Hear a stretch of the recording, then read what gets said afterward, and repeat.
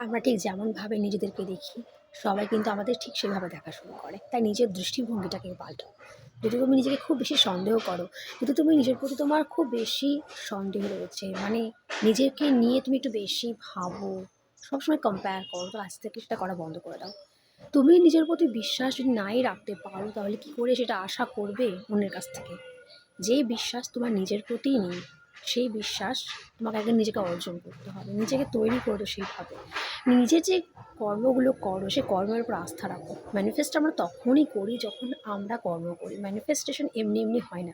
Manifestations করে আমাদের লাইফটাকে আমরা চেঞ্জ করি তখনই, যখন আমরা আমাদের উপর বিশ্বাস রাখি এবং সেই মতো কর্ম করি।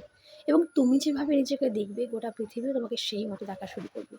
যখন তুমি নিজেকে বলবে যে হ্যাঁ আমি সুন্দর, তখন সারা পৃথিবী তোমাকে সুন্দর দেখবে। যখন তুমি নিজেকে বলবে আই এম দি বেস্ট, তখন সারা পৃথিবী তোমাকে বেস্ট দেখাই শুরু করবে। তাই নিজেকে বিশ্বাস রাখো, নিজেকে সেরা ভাবতে শুরু করো, দেখবে ওটা পৃথিবী তোমার কাছে পাল্টে যাচ্ছে।